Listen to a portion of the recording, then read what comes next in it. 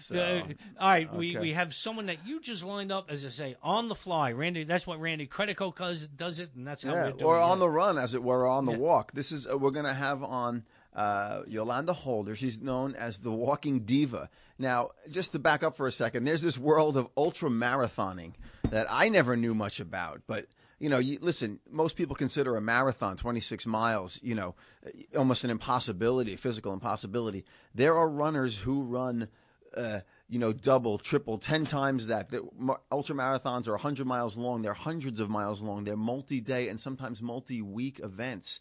And there one ultra marathon that goes on in Queens every year is called the Sri Chinmoy 3,100-mile race. It's over, I think, 6 or 7 weeks in July and August. And basically runners, they run 18 hours a day. They take a break between midnight and 6 a.m., but the rest of the time they're basically running with a few breaks in between around the same block, essentially, a big city block. It's around Thomas Edison Vocational High School, right next to the Grand Central Parkway. And these people run all day long for weeks on end, and they're trying to run 3,100 miles in that time span.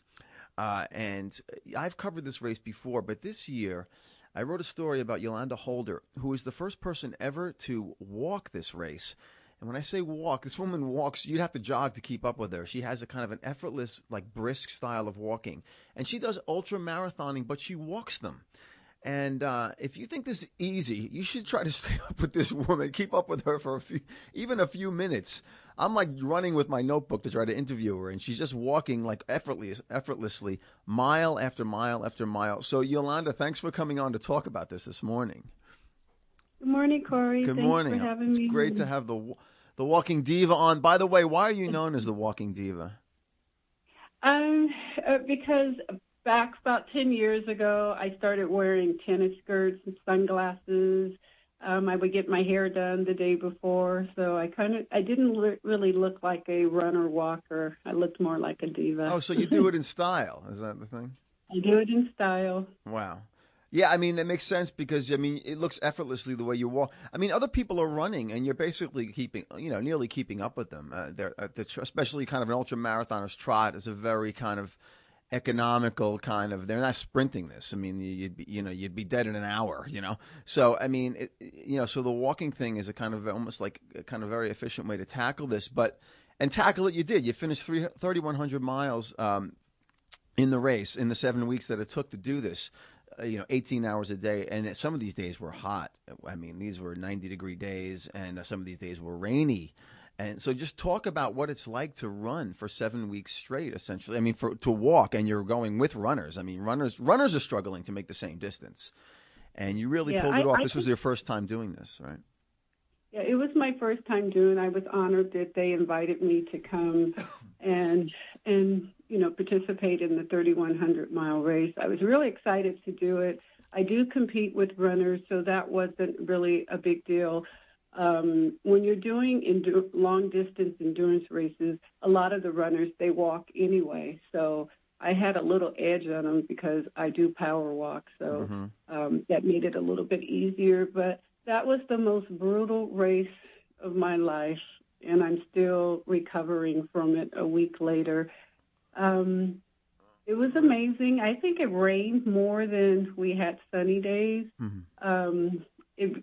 On day one, which was June 18th, Father's Day, we had the humidity was really high. So on the second day, I got sick, and so it put me 8 miles behind. 2 weeks later, there was a virus going around, and so I got that, and then that put me 37 miles behind. And then a week later, I got sick again, and it put me minus 44 miles behind.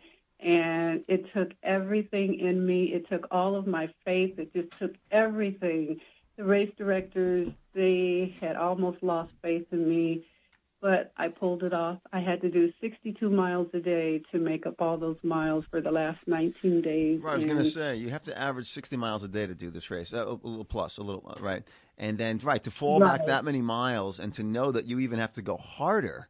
And it just must have been, so challenging. And talk about some of the physical challenges that creep up, blisters, cramps, whatever people. I know runners get a lot of ailments with knees and ankles and that type of thing. What do you face in that regard? Well, what I faced the most was my feet. I had blisters really bad, and thanks to two of the volunteers that I was able to have them work on them twice a day, and they kept them taped up and really helped out with that.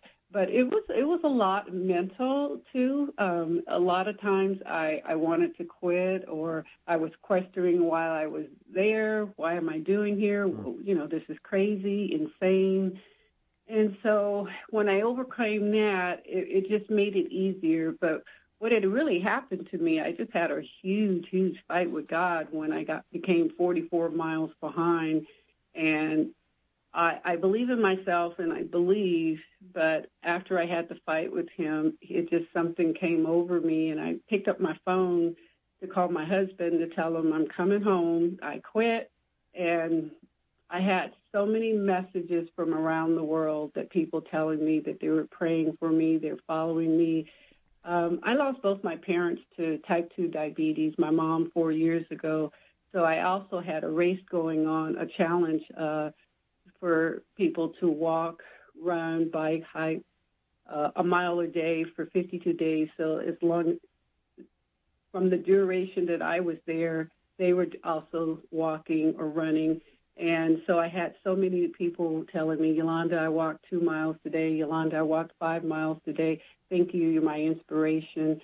And so then something came over me, and I just felt this wonderful feeling, and I knew that I could finish the rest of the race. And so I had to do 62 miles or more for the last 19 days. Right. And so it was the wishes and the spirit and the energy from all these people who you know look up to you and support you and that kind of thing, right? In this. Yeah, so that's what kept me going the last 19 days when I got really behind.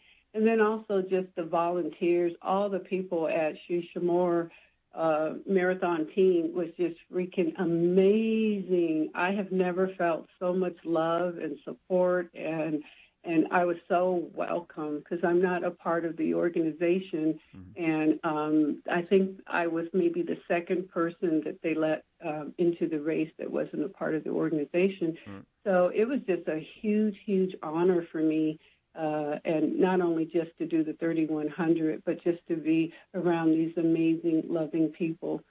Now, you mentioned we were wondering why you were there, and I wanted to ask you why you do this. I mean, this is something that has taken you to 2 Guinness Book of World Records for holding the most marathons run in a year, with 106 of them in 2010, and then you broke that record the next year with 120 marathons in 1 year. First of all, even the physical part of running a marathon, I mean, you know, how do you even get to that many races? And, you know, we're talking about weekend races, right? I imagine it's not like every other day. You know, let me just digress for 1 second. How does one do 120 marathons in a year? I guess you have some frequent flyer miles. Yeah, I did have a lot of those. I traveled all around the U.S.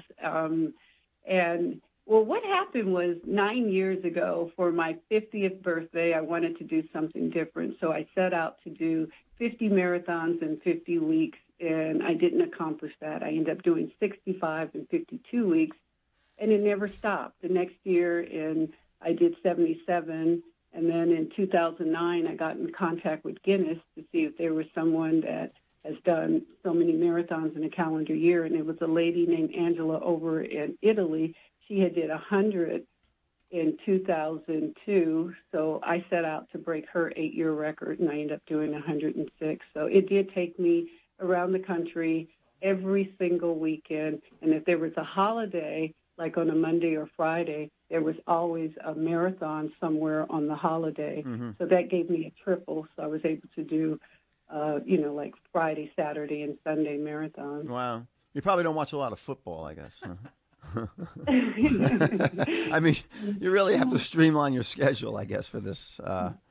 But again, and you do it to be an inspiration. People, I mean, like you said, you lost both your parents to diabetes complications, and you want to be an inspiration to people for health, and this is something that anyone can do. Everyone can walk, and I guess we can start doing it better, right? And But yeah, what I tell people is that walking is the easiest way to get healthy and fit, because walking will lead to running, and it would lead to riding your bike. It would lead to you hiking. It would lead to you swimming. And I always also tell people to, think about what you used to do when you were a kid or in high school. What sport did you play?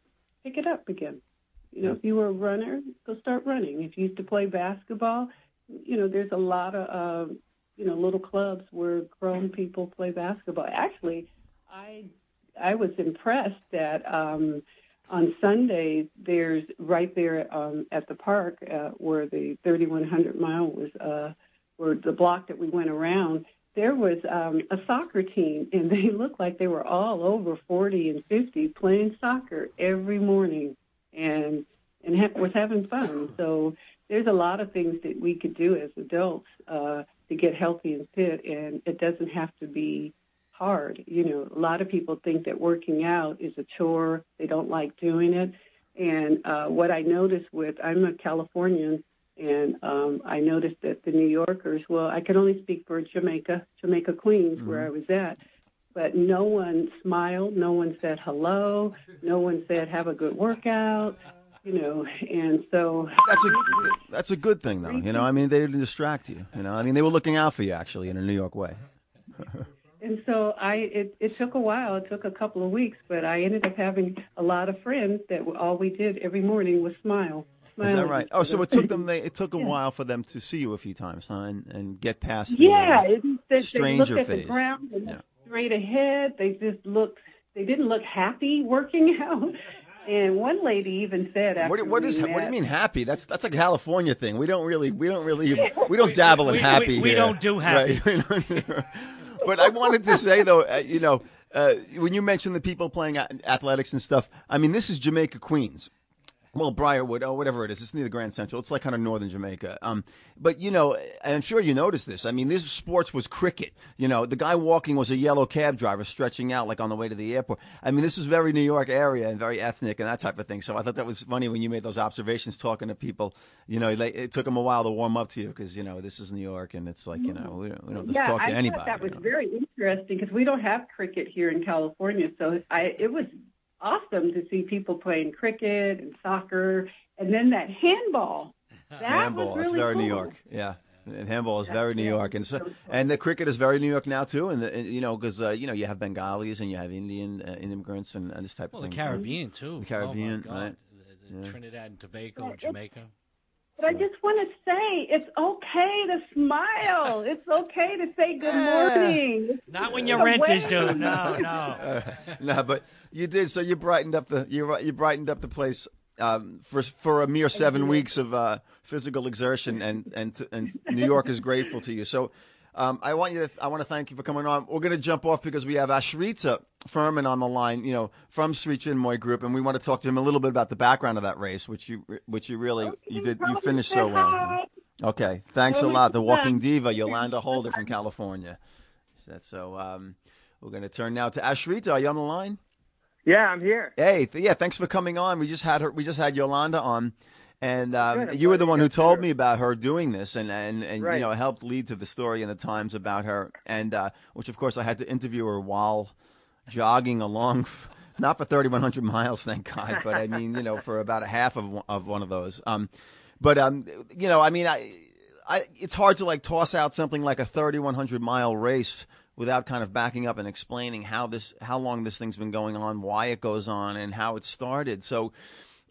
You being a longtime follower of the meditational guru Sri Chinmoy, who died 10 years ago, right? He passed away. Right, that's right. But whose followers still remain devout in that area, right, of Briarwood, Holliswood area along Parsons in Jamaica, near Jamaica High School. And part of his whole approach meditationally and that type of thing is physical fitness and endurance type of activity, whether it's climbing mountains or running or that type of thing. Do it to an extreme, and in transcendence, right? Spiritual transcendence, will follow or something, So, having said that, why don't you tell listeners how a 7-week race all day, running all day and all night, nearly 3,100 miles, how does that come about, really?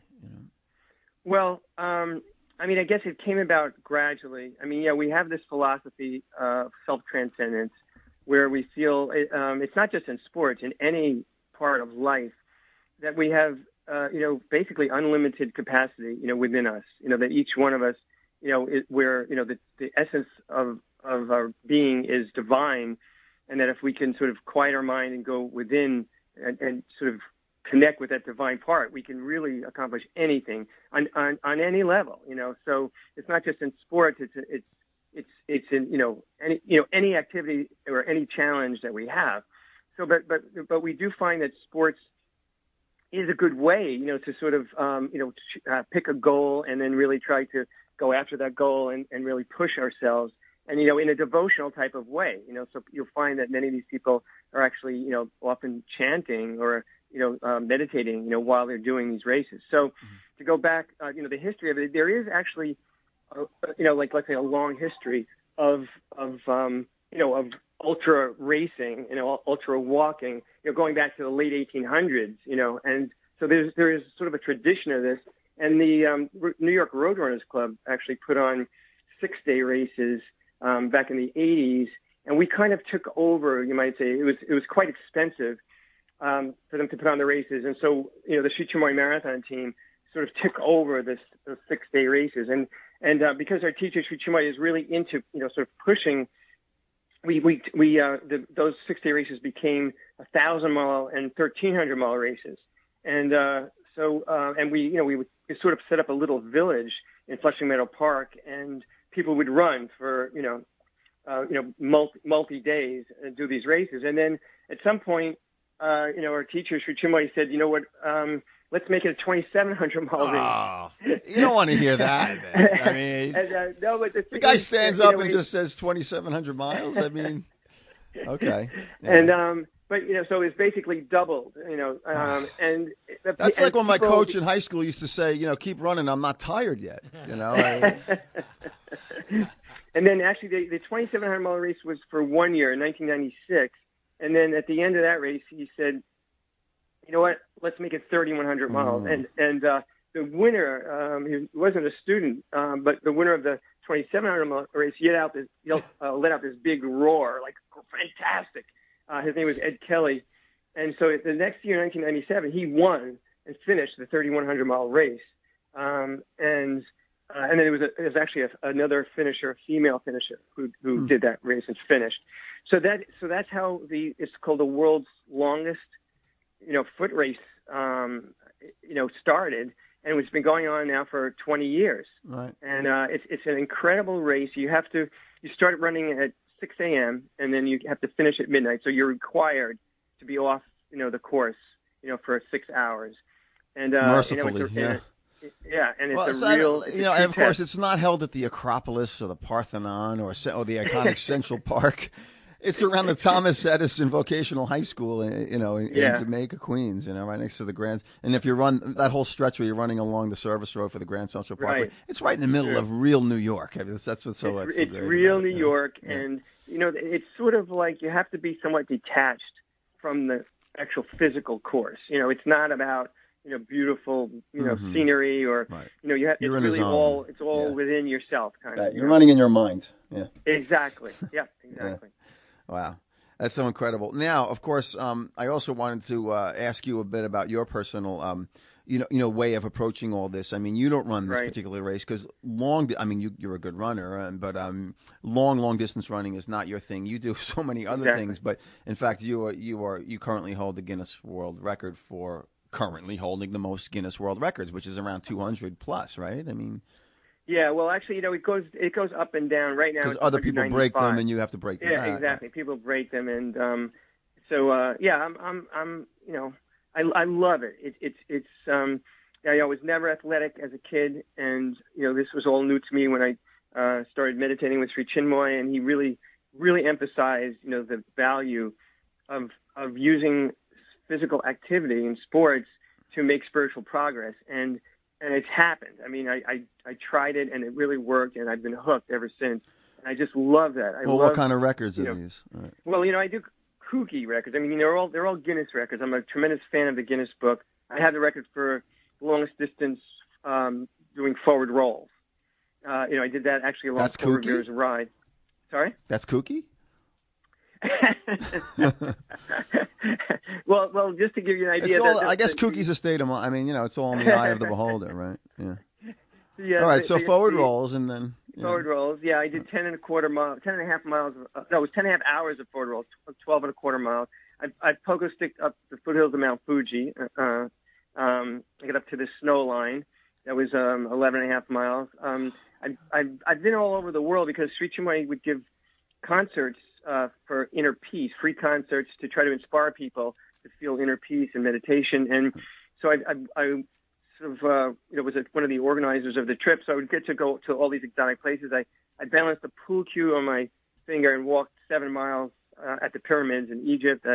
I balanced a mile on a kangaroo ball on the Great Wall of China. I mean, I actually did the fastest mile on a pogo stick in Antarctica. Being in Antarctica is not part of the record, but it was really exciting. I had to get a military Argentinian transport plane down into Antarctica, and the plane can only be on the ground for an hour and a half. So we had to measure the mile, do the record, and get back on the plane. It was exciting. That's amazing. So these exotic places become part of the record in a certain way, the context, backdrop behind it. If you want to break it, you don't have to go to Antarctica to break it. It just kind of makes it more interesting. Right. Yeah, that's cool. Well, listen, I'm going to let John ask you about a few of these other for a second, or else I'm going to I got to go feed the meter, or I'm going to set the world record for most money owed to the city's Department of Finance. Okay. Are there any regulations when you're doing these things? Can you wear headphones? Can you listen to your phone? Can you actually use your cell phone to conduct business? Because it just seems to me that you literally have to drop everything when you're doing these type of long runs. Okay. So we're talking about the long runs. No, I mean, people do listen to music. Some people text. I mean, you can do anything. I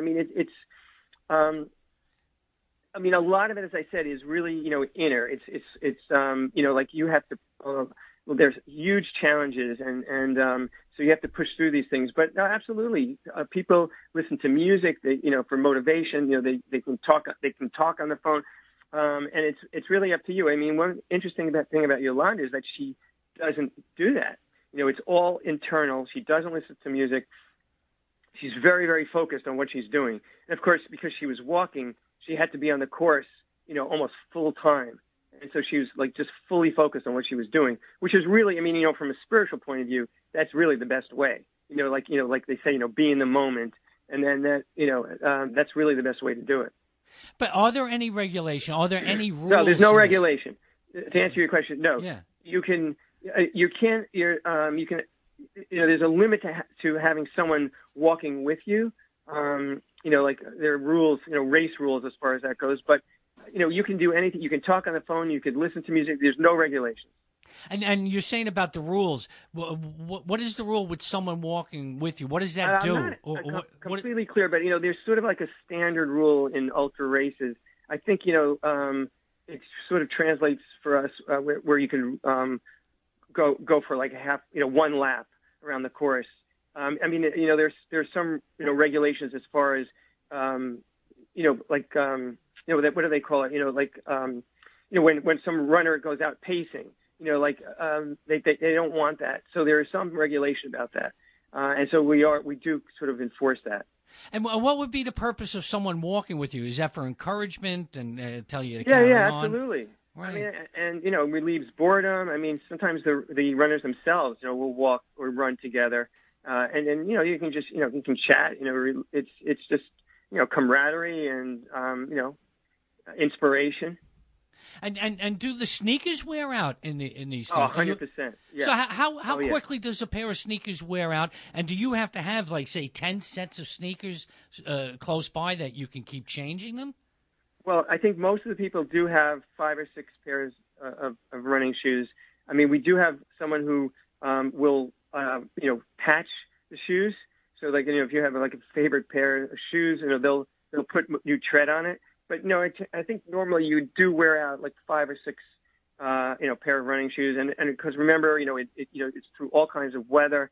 So your shoes get wet, you have to change, or you might have another pair get wet. So and they do various things to shoes as well. I mean, many of the runners cut out the front part of the shoe because it rubs against the toes and you get these bad blisters.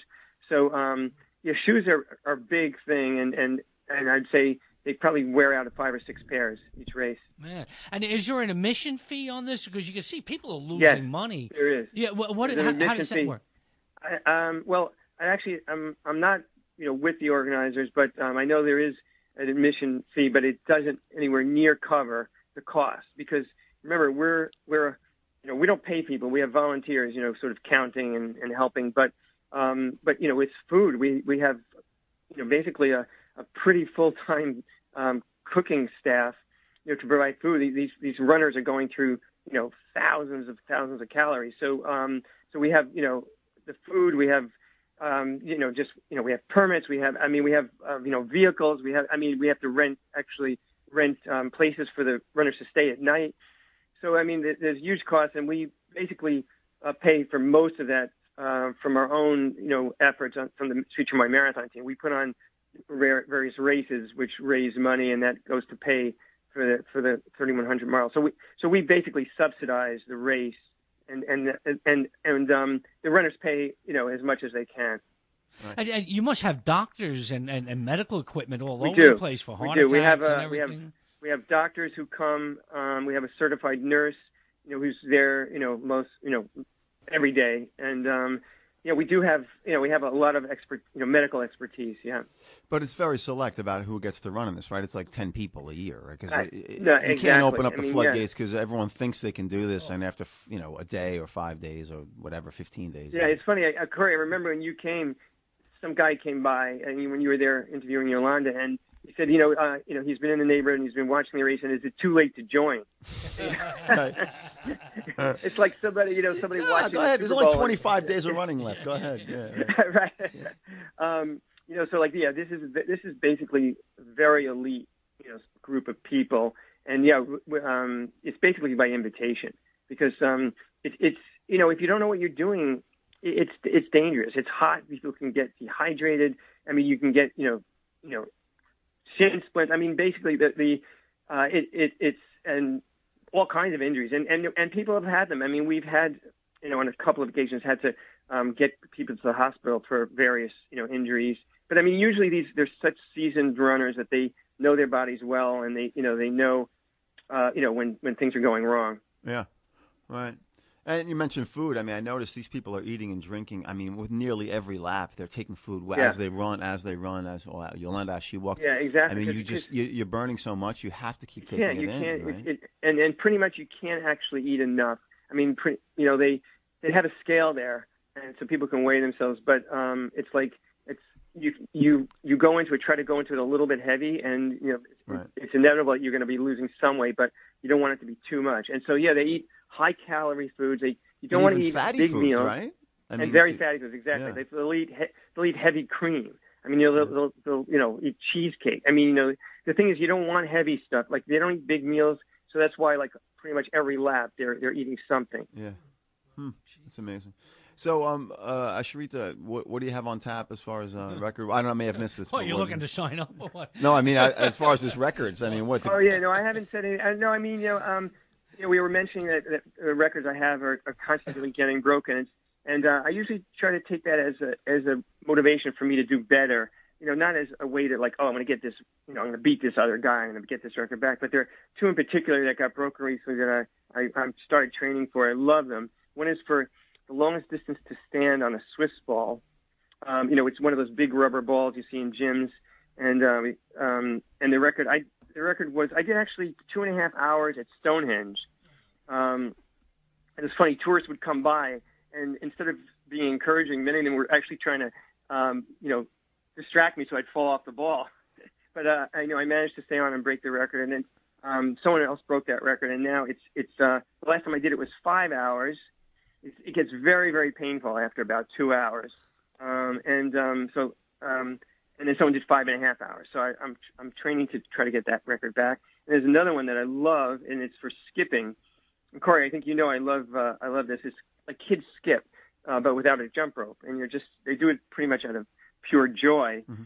And so there's a record for a marathon which I did and set in British Columbia, and someone just recently broke that. So I started skipping again. Oh, to do a faster marathon skipping? Yeah. So it's by time. They did. I did a 5-hour 55-minute marathon. They did a 5-hour 24-minute marathon. So it has to be in a organized marathon. You have to sign up as if you were running a marathon, but instead you're skipping. Yeah, skipping or walking, who's going to win?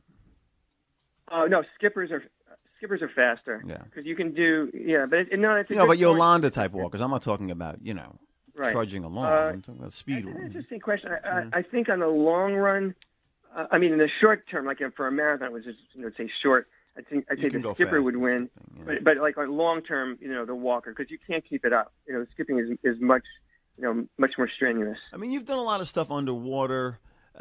True. What is like the most unusual, craziest in your mind thing that you've done? I mean you've done bicycle underwater in a pool with scuba equipment on. I've unicycled. I've hula hooped underwater, which was really hard to figure out, being completely submerged. But probably pogo sticking underwater in the Amazon was probably the craziest. Yeah, we're getting there. Wow, man. Welcome to Ripley's Believe It or Not. This is we're on 42nd Street here, man. Right. When the answer is pogo sticking underwater in the Amazon, I mean, I think that's that's wild, man. How do you even think that up? That's just amazing. Yeah.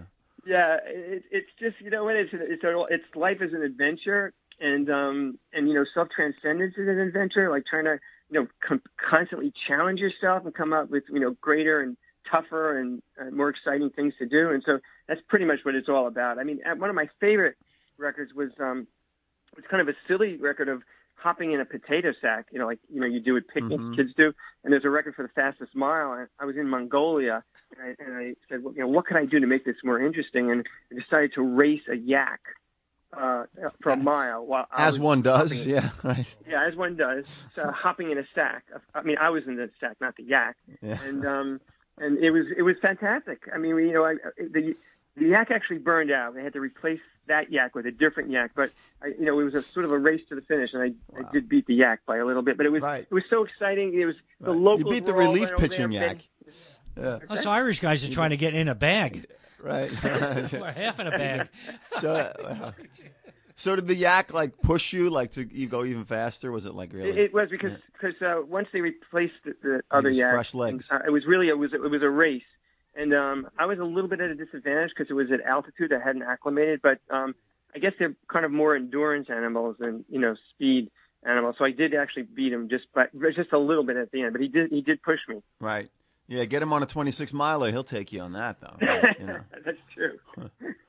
All right, Shrita, thanks for coming on. It's always a pleasure. It's always just so amazing to hear about all these records, man. It's just all. Yeah, it's great. It's great, and I appreciate. We all appreciate you, Corey. You really sort of highlight, interesting, inspiring individuals. So we're grateful to you. Yeah, no, that's great to hear. And Corey, was that the first time you had to do an interview while walking? Like normally you sit down with people, you go out somewhere to a diner. When you interviewed Yolanda, you had to walk with her to interview her. I mean, I've ridden a bike along, with Ashrita and other people who were athletes. I've ridden bikes along runners and stuff. And I'm sure I've done other stuff too. Like one time I went out on a surfboard with, I don't know why this comes to mind. I mean, there's probably been other instances, but I did a story about a guy who swims out in Brighton Beach in the ocean all year long, even when it's snowing, even when there's ice or whatever. And so for that, I put on a wetsuit. It was they call it a spring suit or a summer suit. It's a very thin wetsuit. It wasn't good enough. But I had this surfboard that which kept you kind of half submerged. At least only your legs were dangling in. And I went out and I had to get him out there. I had a little video camera with me, and I went out on this surfboard out in basically the ocean. It's a calmer ocean in Brighton Beach, but in the middle of January, there was snow on the beach. I took that for the team. You but can't get a stunt double or get someone to go Well, on. I mean, it's just nice to say you're out there, because then you can talk and you quote the guy, as he's in the water, this ain't so bad, or, it is, it's 20 degrees outside. It's just kind of a little bit of, it's a little bravado to make it, more like, it adds to the story, that's yeah, for sure. It does add to the story, so. Yeah. But speaking of the water and stuff, we call Jerry the old lifeguard, right? I guess we'll go to Jerry. The youngest old lifeguard. Yeah, we can. And what we've had on now is people that you've written up in the Times in the past couple of weeks that we would have had on during the marathon, but we're playing catch-up we got a stockpile with your characters and everything. But how did you come across this running? Like, who pitches the idea to you that we have Yolanda? She's from California, and she's running. It's unimaginable, the conversation you just had right. with me, the things that these people are up to. Right. It's inconceivable. Well, that guy Ashrita pitched it because I first wrote him up when I was younger and covering Queens. I was looking for stories, colorful type of feature stories. And I found out about Ashrita, who does all these, kind of wild world records. I did a story on him. Then he kind of hooked me up with his spiritual leader, Sri Chinmoy, who he referred to. And I met him and wrote him up about he has this way. He lifted people up on this device. It's kind of too, lengthy to go into now, but he would lift people up physically to kind of, it was almost a spiritual lifting and that kind of thing. So I got lifted by him along with a couple other people. And then I wrote him up, and I wrote a couple articles about this group in Queens. And then Ashrita called me this summer and said, "Yeah, we have an interesting person," because I've written up these races a couple times because they were so unusual. He said, "We have an interesting person. She's the walking diva, and she walks them." And so I did that, and that's how it came about. So I think that was the headline, wasn't it? The walking diva, something like that. Yeah. So it's funny, but that woman's known. I mean, in this way, that's a whole world of ultramarathoning. Yeah. And speaking of being known, we have Jerry Lambert. You're going from Brighton Beach to where now? Right. So this is Tobay Beach. It's the town of Oyster Bay Beach. It's just next to, east of Jones Beach, the famous Jones Beach. And we have Jerry Lambert on the line, who's still lifeguarding in his 70s. He first started working at the beach in 1959 as a teenager in the concession stand serving hot dogs to the lifeguards. And he got hooked on surfing, which surfing was in its infancy at this time, especially on the East Coast. I mean, no one surfed, And Jerry started seeing these guys riding waves on these big wooden boards, canvas boards, very primitive form. And he said, I got to do that. So he started giving free hot dogs to the lifeguards in exchange for riding their surfboards in the afternoon when he'd take a break. He'd take off his apron and he'd tell the boss, "I'm going surfing." And the boss would say, "What's surfing?" And he'd go out there. Then he became a lifeguard when he was about 17 or 18 years old. And he's been more or less a few years off. He became an electrician in New York City, a union electrician. And he'd take off almost every summer to go back to lifeguard at the beach on Long Island. He worked on the World Trade Center, worked on the Empire State Building, the New York Times original building on 43rd Street. So he had a hand in both worlds, New York City, trades, working, and he would work in summers at the beach, still surfing. He's still surfing, and he's still lifeguarding. Jerry, thanks for coming on. All right, thank you, Corey, and I appreciate your thoughts to bring me up to this interview, and I appreciate it. Thank you. Yeah, no problem. Of course, I met you when I was a younger guy, and I was lifeguarding for a while, and you, it was always, I could see why, you really get addicted to doing it. Every summer you want to go back, and you keep, and the physical fitness, you get used to the water, the surfing, even saving people. I mean, it's a whole thing. So, but instead of me saying it, I mean, what, why don't you talk to listeners about why do you keep coming back doing this? I mean, this is you're at an age where most people retire from any line of work, and lifeguarding is a very physical type of thing where it's a young people's game, really, more or less, Well, Corey, I'm going to reflect because this is like a brotherhood. It is a union. We have a union. We formed a union. And particularly it's the camaraderie issue. And I do look forward to come up here to New York and then be present and do my work and do the work that I'd like others to follow. And this is something that I wish some of the other older fellows would stay as long as I have. So that's where I am at presently up here. Yeah. So you're 73, Jerry? I am 73 and a half. Are you the oldest lifeguard? Like, let's say, first of all, in the city doesn't have anyone older, and they have hundreds of lifeguards along the beaches of Coney, Brighton, and Rockaway Beach and Orchard Beach. And then going all the way out to Montauk, I think Jones Beach has a 74-year-old guard, right? Maybe there are one or two guys who were. He's a captain out on the Robert Moses. But let me reflect one more time. Now, They negotiated because they have a union. They negotiated to extend because they stopped them at 40 years of age at one time, but they opened up the contract because these guys, they love what they do, and this is what I love to do. Yeah. And they would come back, and now they're open as long as they can pass their test, along with my certification to make sure I'm physically fit and able to do my duties. And are you? I mean, can you still do this job, the physical part? I mean, you got to spot someone getting pulled out, drowning. You got to jump off the stand. These stands are pretty high. You got to run into the water and go. If there's big surf conditions, which when you're running a rescue, usually it's because there are waves. It's not a calm day. And can you still do that? I mean, I look forward to it. It makes my heart sing. Yeah. All right.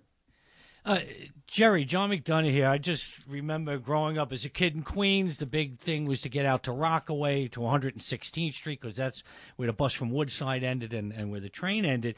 But it was just a huge drinking binge that you would go on when you were out at Rockaway.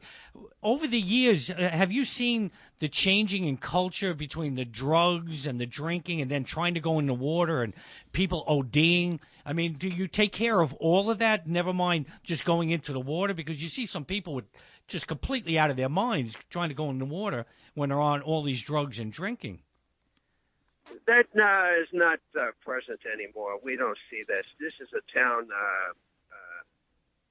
location beach, and in the past we've used to have that. We had to break up fights, and it was uncomfortable. We did what we had to do. We got right in the mix ourselves, but that's not present anymore. We don't see that, and the drugs part, not that I see present on our beaches. It tends to be more of a family-oriented. They bring their children down. Although, teenagers.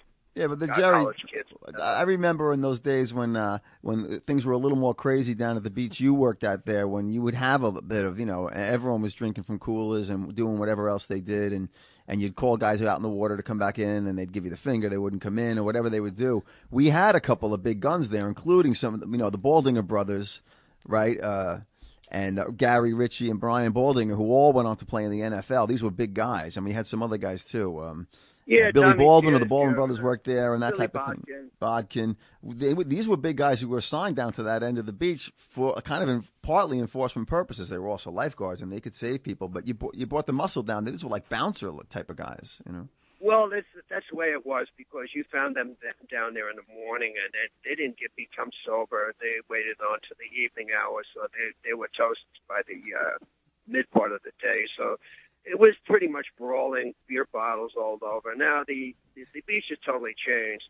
We still have a surf rate that picks up glass bottles, et cetera, from whatever people, derelicts that leave stuff. But we don't see that. It's not right. As was it's in the 70s and that time. Right. Yeah, you mentioned now about surfing. Talk about the early days of surfing that you experienced there. I mean, these were like, now we see the surfboards. Everyone sees them. They're these light little fiberglass, epoxy things. Back then, I mean, you guys were making your own boards. You were taking plywood. You were stretching canvas around it, tacking it with I mean, these were like, you guys were just figuring it all out at that point, right? I mean. Well, surfing has really came in probably the mid-'50s, only because the aerospace industry brought up the different materials, and that was West Coast style. But our guys were always on the forefront, and I dove into that myself. I still have equipment and boards, foam, and glass, but my endeavors in the wintertime don't get me to create too much anymore, but I certainly have a love for shaping. Shaping is like an art. It's like an artist, a Michelangelo, that develops a craft that works in particular how the surfer, likes to surf. So in my case, I've known where the fins are supposed to be. I know how to size up different styles of fins, different shapes, down rails, kick noses, kick rockers. So this is something I do like, and that's how it originally started. The forerunners that were lifeguards at the beach convinced the town superintendents and the councilmen that they could do it in another direction. They could actually do it just as well and much cheaper. And they certainly did for a long time. So And you had lifeguards making those rescue were boards? taken away to a softer board. So when you see the boards on the beach, all manufactured boards. They're manufactured so there's no harm and damage is done to the public. Yeah. So in the old days, you had lifeguards making their own rescue boards, these big, long boards you could paddle out to the swimmer if they're really far out. That's the deal. Yeah, and then we use it when the tide was right, the swell was right, the wind was right. We use it for our own purposes to train. Our training is not on a rescue platform. It's more of a surfing style, modern surfing style, But we were surfers. We weren't lifeguards.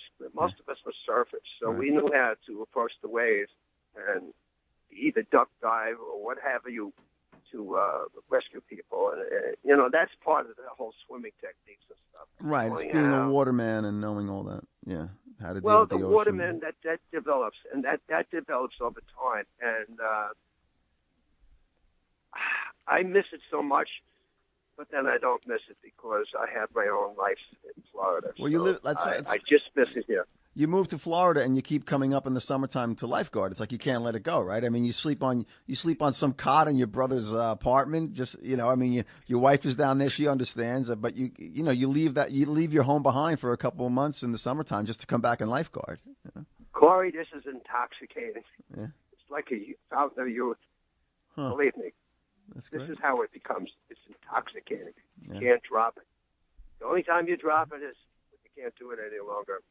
And I try to throw out my time as much as I can. My wife accepts it. She loves it. And my daughter does too. Yeah. Well, that's great. I hope you keep doing it, Jerry. And thanks for coming on. And are there any waves today? There's a hurricane off in the ocean. Holy smokes!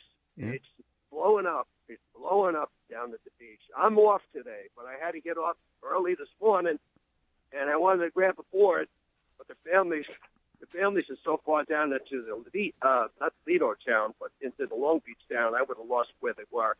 So I'm looking for an evening session myself to get out and get my taste. That's great. Yeah. All right, great. Jerry Lambert, 73 years old, still riding waves, still saving lives, and thanks for coming on, Jerry. Have a good day. Thank you. Okay. Yeah. Man, some characters on today, man. Yeah. Good God. Do you ever feel like when you're doing this, you're going to run out of characters? I don't know. I hope not. Because I'll probably run out of paychecks. If I maybe we'll go to the last guy. Who's we got lined up? Mark. Yeah. Who's that now? Yeah, this is Mark Renton. He runs the Museum of American Armor in Old Bethpage. It's basically like this big, almost like airplane hangar building, and inside is about 50 vehicles, from Sherman tanks to anti-aircraft guns to Jeeps, and he has rebuilt these. He's kept them going. There's not too many 53-year-old guys who can rebuild a Jeep and keep it going. And you start the engine. I'm talking about treads. I'm talking about the big gun on top. He can drop himself in, turn the key, and start driving around a World War II Jeep. Not just one, but a dozen of these things.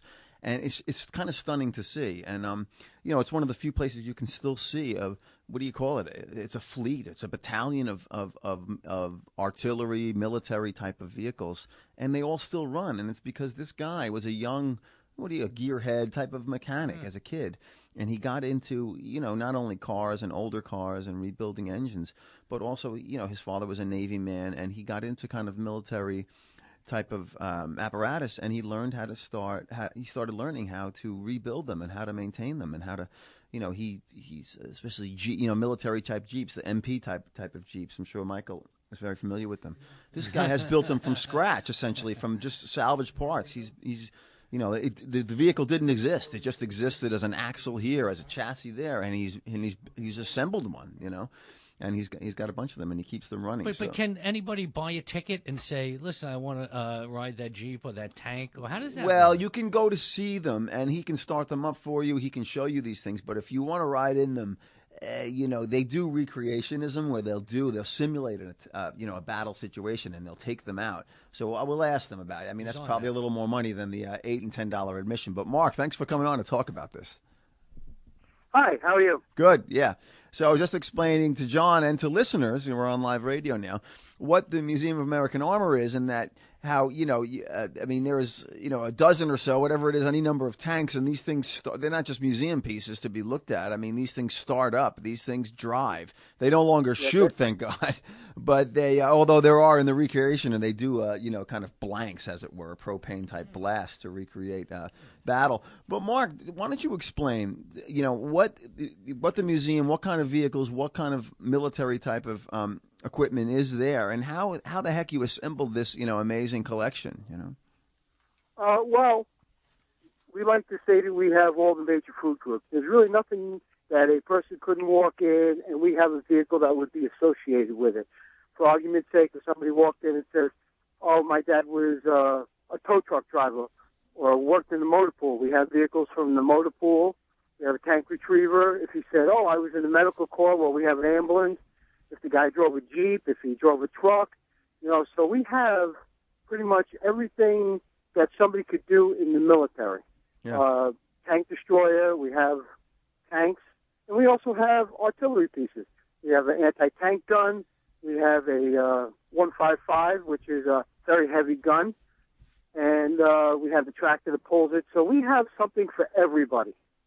Yeah. And we actually have not a only that, but working when you mentioned kitchen too. You mentioned the Dragon Wagon, which is, Yeah. I mean, anyone in the city has seen a tow truck. A lot of people in the city have seen a truck that the MTA uses to pull a bus when a bus breaks down. How many people have seen a Dragon Wagon that if your tank breaks down, you can pull up to this tank and drag it onto a flatbed and bring it back? Correct. I mean, that is a very impressive piece, and it's probably one of a handful in the United States that still run.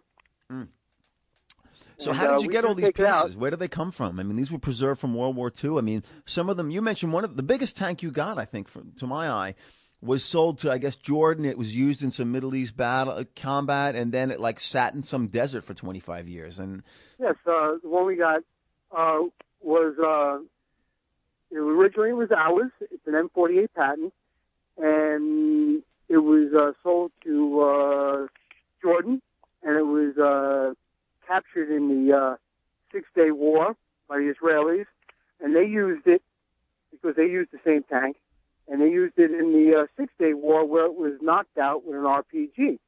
And basically it sat out in the desert for 20-some-odd years as a war trophy. And somebody bought it, a collector in California, brought it back to the United States, put another engine in it because the engine was, shot up. And when he passed away, somebody bought it for us to put on display. right, was it running? Yes, it was running. They just put an engine in it, so yes, it was running. But unfortunately, when they brought it, it only made turns to the left. It only turned to the 1 o'clock left. in the morning. That's like Woody Allen's Army, What's Yeah. that? Yeah, it only turned to the left. And how would that be? Would that be good in battle? That tank only turned to the left? No. How would Patton have felt what about happened that? When they were installing the motor, they bent some of the linkage. I see. Right. So we had to straighten that out. And we had some fuel issues, fuel delivery problems. So we had to straighten that out. But now it runs, and we take it out on selected weekends. What kind of Well, engines we are have- in the? What powers these tanks? What kind of engines? All sorts of different engines. We have a Stewart tank that was originally powered by an aircraft engine. When the war broke out, they realized they couldn't make enough aircraft engines, so they went to 2 flathead Cadillacs. And we have the tank destroyer, which has actually got a aircraft motor in it that stayed, and that's a 9-cylinder radial motor made by Continental. The So Sherman tank has you had a, like Detroit making V8 these in it. engines? You had like automotive. These are car engines, or they're like custom engines made by car manufacturers? Like, Well, the V8 that's in the Sherman tank is 500 cubic inches, so that's not your regular car. Yeah. It's the size of a small car, actually. Yeah. And the ones that are in the Stewart, they were actually 2 flathead Cadillacs that came pretty much right out of Cadillac cars at the time. Is it a smooth ride, that tank? Smooth ride? They're all pretty smooth, believe it or not. They're not as rough riding as you think, but they are a little claustrophobic. They're very small inside. How are they to handle? Like, Well, I will say men were men back then. Yeah. Because you have to muscle these vehicles. There's no power assist on anything in here. No power steering. No power steering. Yeah. No power assist. No nothing. Yeah. I wonder, John and Michael are in the studio, both veterans. I wonder how much experience they have operating any. Jeeps, Michael. You've been on Jeeps, right? My whole time was in the back of a deuce and a half being taken from base to base. But I remember there was a thing when I was stationed in Germany called Reforger. And every year they brought over just huge amount of tanks from Fort Hood in Texas. And when those things came rolling through, like the earth was it was like an earthquake and the villages. And every year they had to pay off the houses and the windows that they broke and the trees that were knocked down. And this was all an exercise every year to keep everybody on top of what we were going to do. But it was scary just seeing the tanks come rolling through, and it was like, oh, my God. And you see a little helmet sticking out of the top and this huge machine coming down. You go, if this guy goes off the road, that's it. I mean, or it would go through anything and go over anything. I mean, that's what makes our museum very interesting. The vehicles all run and drive when we do take them out. It's one thing to see a vehicle in its when it's static and just sitting there. It's a totally different thing when you hear the roar of the engine and it actually moves on its own. Yeah. And it gives people a better appreciation for what our servicemen had to work with. Yeah. Mark, you just heard from John McDonough, my co-host here, and Michael G. Haskins is also in the studio, and he was an MP. And I wanted to ask Michael about the Jeeps that he drove because Mark, you've put together and fixed and salvaged many Jeeps. That's like one of your things, right? I mean, the Willys and the regular Jeep and the military Jeep. So, Michael, what were your memories of? Corey, I didn't really step into a Jeep until I went overseas, quite frankly. When I was here stationed locally at Fort Monmouth, New Jersey, down the shore, I was in a town car, actually. We drove around in regular little town cars, police vehicles. But I am familiar with the Jeeps. Actually, with South Korea, there weren't town cars in Busan, South Korea. So we did utilize Jeeps and what you said, deuce and a half? Deuce and a half, yeah. Deuce and a half, and we had some of those located on Hialeah compound where I was stationed, but mostly it was those Jeeps, and they were pretty cool to drive, actually. Any worry about flipping them over? No.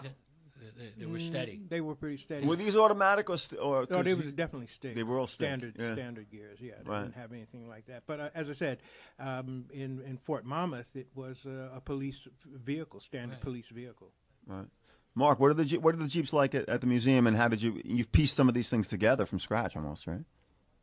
Yes, we have quite a few different variants of the Jeep. The oldest one we have is a 42 Ford GPW, which was the Willys. It was made by Willys, and Ford made the copy of it. And we have an M38A1, which is actually mid-50s. And we have a CJ5, which people would recognize almost as a CJ7 from the 70s. And we have a couple civilian Jeeps from the late 40s. Right. Some of these Jeeps have gun mounts, right? Like big guns. Some of these Jeeps have gun mounts on them, right? The military ones do. Yes, they do. Yeah. Right. Sounds like Rommel, the desert fox in North Africa, roaming through the desert there. And then how can people go out to this? And what do you get going into a museum? I know we got the museums here in New York. You're staring at paintings on walls. But what can you do? If I buy a ticket to go into your museum, can I climb into the driver's seat, the passenger seat? Can I get pictures up on top of the tank? I mean, what can I do when I go into the museum? Well, unfortunately, insurance being what it is, we don't allow anybody to actually climb on the vehicles because you make a mistake up there, and these vehicles will tear you to the bone. Yeah. There's no soft spot on a tank, if you know what I mean. What we do offer, though, is on big weekends, we do offer half-track rides, and we also have something called an armor experience, where we actually, on a Saturday or a Sunday, once a month, we actually dress people up, about $100, and we actually put on a simulated battle, and it takes about 2 hours.